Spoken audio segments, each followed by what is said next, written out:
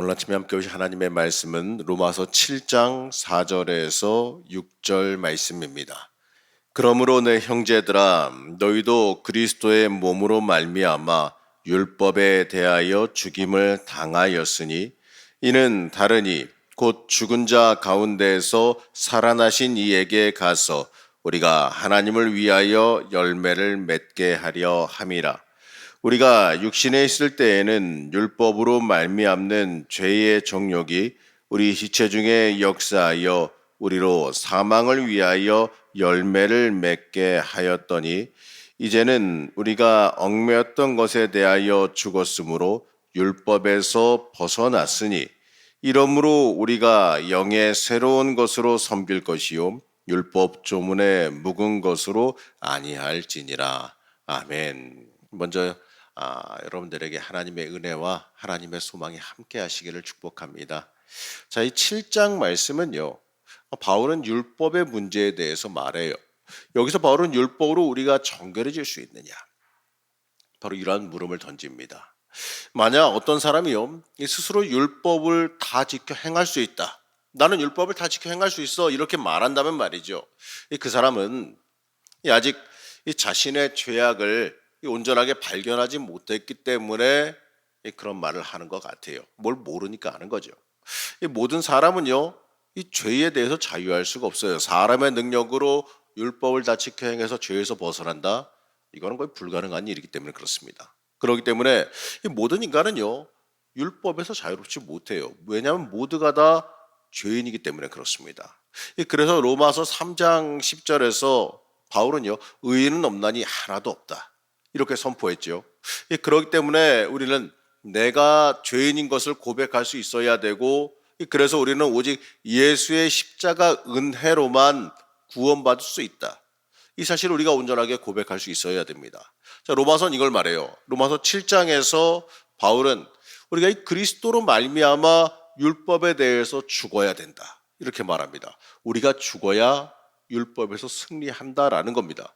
자, 오늘 2절 말씀과 4절 말씀에서 바울은 이렇게 명확하게 말하는데 우리 2절과 4절 말씀 함께 보시겠습니다. 먼저 2절 말씀입니다. 남편 있는 여인이 그 남편 생전에는 법으로 그에게 매임받아 되나 만일 그 남편이 죽으면 남편의 법에서 벗어나느니라. 4절 말씀입니다.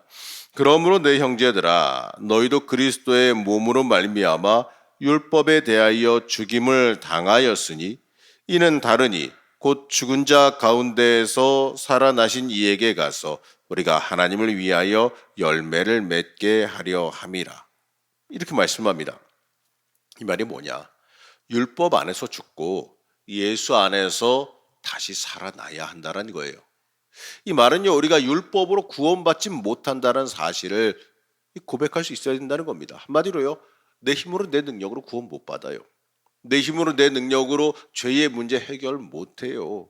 이걸 우리가 고백할 수 있어야 한다는 겁니다. 이 말은 내 의로 구원받을 수 없다는 선포입니다. 그래서 우리는요, 예수님을 통해서만, 오직 예수를 통해서만 구원받을 수 있다라는 걸 우리의 인생에 걸쳐서 가장 크게, 가장 먼저 고백할 수 있어야 돼요. 이것이 바로 죽어야 사는 것이죠. 내가 죽어야 성령께서 역사하시지 않겠습니까? 그리고 바울은요, 우리가 이 죄의 정욕에서 벗어나야 된다. 이 죄의 정욕에서 벗어나야 된다고 말씀하고 있어요. 자, 5절 말씀 함께 보시겠습니다. 7장 5절 말씀입니다. 우리가 육신에 있을 때에는 율법으로 말미암아 죄의 정욕이 우리 지체 중에 역사하여 우리로 사망을 위하여 열매를 맺게 하였더니 바로 이 죄의 정욕, 내 욕심, 내 탐심을 벗어버리면 우리를 넘어뜨리려고 하는 그 악한 세력들이 힘을 잃어버린다는 거예요. 다시 8절 말씀 한번 우리 보겠습니다. 그러나 죄가 기회를 타서 계명으로 말미암아 내 속에서 온갖 탐심을 이루었나니 이는 율법이 없으면 죄가 죽은 것임이라.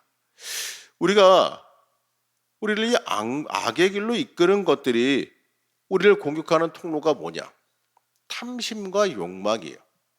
사람의 탐심과 사람의 욕망이 악한 것들이 쥐고 흔드는 이 침투하는 통로라는 거예요. 이 사기꾼들이 노리는 포인트도 바로 여기에 있다고 그럽니다. 이 대부분의 사람의 욕망을 이용해서 파고든대요. 이 상식에 벗어나는 유혹들이 대부분인데, 근데 욕심의 눈이 멀어서 무시하고 속아 넘어가는 일이 대부분이라는 거죠. 이 사기 당할 때 보게 되면 당하는 사람은 그게 혹해서 그냥 빠져드는데, 제3자의 입장에서 보게 되면 야, 저게 왜 넘어가? 이런 이야기 넘어가요. 욕심의 눈이 어두면 넘어가요. 아니 세상에 대놓고 얘기해서 여러분 그 일액천금이 어디 있어요? 그렇잖아요. 이 막말로 얘기해서 상식을 벗어나는 그런 돈 그런 거 있으면은 자기가 해먹지 왜 나를 줘? 그렇잖아요. 그런데 거기에 욕심에 판단력이 흐려가지고 그런 게 있어? 그렇게 대박이 있어? 이러면서 그냥 빠져들고 그러다 보니까 사기 당하고 마는 거예요. 욕심이 우리를 무너뜨리는 겁니다. 우리가 매일 우리가 이 하나님 앞에 온전하게 살아갈 수 없는 이유가 뭐냐? 내 속에 자리 잡고 있는 그 인간적인 욕심 때문에 내가 하나님 앞에 온전하게 살아갈 수 없는 거예요. 내가 편하고 내가 높아지고 내 욕망을 펼치려고 하는 그 욕심 때문에 내가 하나님과 가까이 갈 수가 없어진다는 얘기예요. 이 말씀과 욕심이 충돌하면 대부분의 사람들은 욕심 따라가요. 우리가 연약하기 때문에 그렇습니다. 인간의 그 욕망에 항상 넘어지게 되어 있는 게 우리가 완전하지 못하기 때문에 그래요. 그래서 우리는 이 말씀을 기억해야 되는데 야고보서 1장 15절 말씀 함께 읽겠습니다. 욕심이 잉태한즉 죄를 낳고 죄가 장성한즉 사망을 낳느니라. 이렇게 말씀해서 말하고 있어도요, 그 말을 못 알아듣고 믿지 않는 경우가 많죠. 그렇기 때문에 우리가 어리석은 겁니다. 또는 믿음이 없다고 말할 수도 있어요. 결국 이 어리석음과 믿음 없음은 같은 말이라고 해도 될 것 같아요. 유명한 우리 김동호 목사님이 간혹 예화로 말씀하셔가지고 잘 알려진 이야기가 하나 있는데 그분의 이야기 그 예화를 저도 한번 따라서 해보면 이렇습니다. 어느 성도님이 설렁탕 집을 운영했대요. 자, 이분이 예수를 잘 믿어서 아주 정직하게 설렁탕을 만든다 그래요. 자, 이분의 표현에 따르면 예수님 대접하는 마음으로 국을 잘 끓여서 손님을 대접했다라고들 말합니다. 이 골로새서 3장 23절을 보게 되면 무슨 일을 하든지 마음을 다하여 죽게 하듯 하고 사람에게 하듯 하지 말라 이렇게 말합니다. 이것이 바로 이 그리스도인의 기업 윤리라는 거죠. 우리는 누구에게 하든지 간에 예수께 하듯이 해야 한다라는 거예요. 그래서 이 사람은 항상 좋은 재료, 최고급 재료를 써서 그 음식을 만들었다 그래요. 그런데 하루는요, 그 집에 그 설렁탕에 문제가 생겼대요.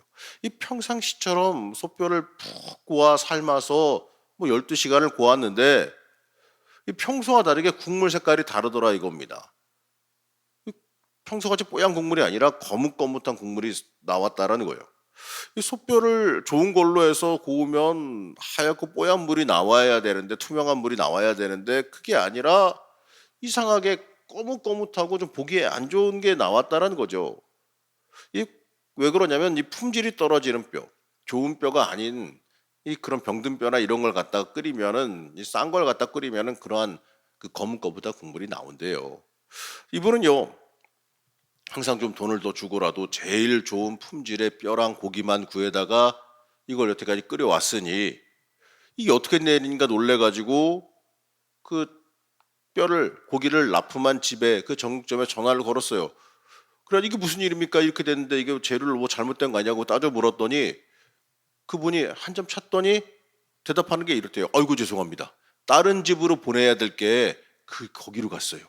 이렇게 미안하다고 변명하더래요. 그리고 나서 이 사람이 따집니다. 아니 어떻게 할 거냐고 우리 이거 장사 오늘 못 한다고 이게 알지 않냐고 한두 시간 끓여서 되는 음식도 아니고 그 뭐 하루 종일 그 10시간 가까이 과야 이렇게 되는데 이거 어떻게 할 거냐고 그렇게 따져 물었대요. 그랬더니 정점 주인의 대답이 이랬답니다. 죄송합니다. 다른 집처럼 오늘만 좀 커피 프림 타세요. 커피 프림 타면 알잖아요. 거의 뭐 똑같아지는 거. 만약에 이 가게 주인의 욕심이 작동했다면 그럴 수 있겠죠. 어차피 먹는 우리 입장에서는 타도 못 알아봐요. 그러니까 재료비가 얼마예요? 가스비는 또 얼마고 또 인건비 또 얼마가 들었겠어요. 그리고 하루 장사 안 하면 하루 매출이 또 얼마겠어요. 이- 그러나 이분은요 이렇게 했다 그럽니다. 단호하게 마음을 먹고 욕심에 끌려가지 않고 하나님 말씀에 따라갔다 그래요. 그래서 그냥 그 밤새 고운 국물을 갖다 다 버려버리고 가게 문을 닫았습니다. 그리고 가게 문 앞에다가 이렇게 써 붙였대요. 오늘은 재료가 나빠서 장사를 하지 않습니다.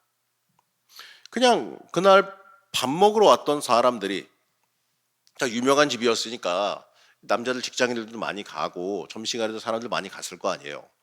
갔는데 가게 문 닫혀 있고 가게 문 앞에 이 쪽지가 붙어 있는 거예요. 오늘 재료가 나빠서 장사 안 한다고.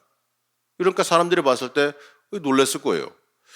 원래 직장인들 대부분은 식당을 한 군데만 다니는 게 아니에요. 대부분 여기저기 다니면서 사람들한테 자기가 먹고 느낀 걸 갖다가 소문을 냅니다.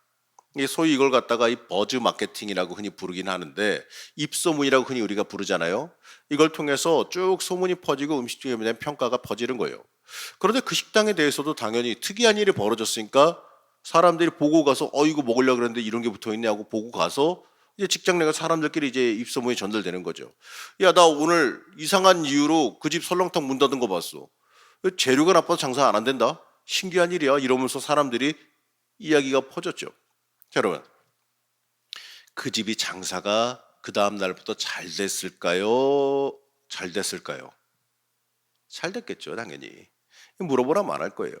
그 후로는요, 그 식당에 야, 저기 믿어도 괜찮은 것 같아. 이렇게 이야기하면서 사람들이 넘쳐 흘렀다는 얘기예요. 물론 이 가게 주인이 이러려고 마케팅한 건 아니겠지만 어떻게 보게 되면 이게 또 이 진리를 따를 때 생기는 지혜라는 거죠. 또 하나님 진리를 따를 때 생기는 이득이라는 거예요. 그래서 이야기는 어쩌면 여러분들 뭐 너무나도 유명한 예화니까 들어보셨을 수도 있을 것 같아요. 근데 들어보게 되면 아니 만든 얘기 아니에요? 너무 뻔한 얘기 아니에요? 이렇게 생각할 수도 있겠죠. 그냥 그런 일이 있구나 하고 넘어갈 수도 있을 겁니다. 하지만 여러분 입장 바꿔놓고 한번 생각해 보세요. 여러분이 그 식당 주인이라고 생각한다면 어때요? 그렇게 할 수 있겠어요? 우선 저만 해도요 좀 망설여질 것 같아요. 손해가 엄청나니까. 그리고 또 진짜 뭐 그런 거 타면 구분도 못할 정도로 비슷해질 테니 그냥 하루 눈 딱 감고 그렇게 할까? 나만 그러나 딴 데도 다 그러는데 이런 생각 들 수도 있을 거예요. 현실로 넘어와 보면 이러한 좋은 결과가 눈에 보이지 않을 때 어떻습니까? 우리 인간은 욕심에 끌려가게 되어 있어요. 이 세상에서 제일 설득하기 힘든 것 중에 하나가 정직하게 살면 하나님께서 붙들어 주신다 이 말씀입니다. 믿음이 충만하고 은혜에 충만할 때는 정직하게 살면 하나님께서 붙들어 주신다. 말씀대로 살면 하나님이 책임져 주신다. 이 말에 아멘하고 잘 받아들이겠죠. 근데 현실로 넘어와서 내 이득과 관계된 내 삶에 적용하게 되면 많은 사람들이 말씀대로 살면 하나님이 책임져 주신다. 이 말을 붙잡질 못하더라고요. 왜냐하면 그만큼 우리가 내려놓지를 못하기 때문에 그렇습니다. 바로 이 영적인 바보들이 되어지기 때문에 그래요. 설득이 안 되는 거예요. 이 자기를 위해서 어떻게 보게 되면 더 복받을 길을 이야기해 주는데 오히려 나를 망하게 하는구나, 나 손해보게 하는구나 이렇게 착각하지요. 하나님 말씀을 계속 듣는데도 설득이 안 되는 인생, 변화되지 않는 인생은 그건 바보 같은 인생이에요. 우리가 바보가 아니라고 애써 부정할 필요는 없어요. 저를 포함해서 우리 인생 보게 되면 뭐 어떻습니까? 참 바보 같은 인생 아니겠습니까? 하나님께서 그렇게 우리에게 진리를 알려주시고 복받을 길을 알려주시고 하나님 따라갈 길이 뭔지를 알려주시는데 어때요? 우리가 그 길을 갖다가 너무나도 놓치고 외면하고 살아가는 경우가 많다라는 거예요. 여러분 그렇기 때문에 우리는요 이 말씀을 보면서 뭘 생각해야 되느냐? 지금이라도 하나님 앞에 우리의 욕심을 버리고 욕심에 대해서 죽을 줄 알아야 한다는 거예요. 하나님 앞에 우리가 이렇게 기도해야 됩니다. 하나님, 내 못난 자아가 죽기를 원합니다.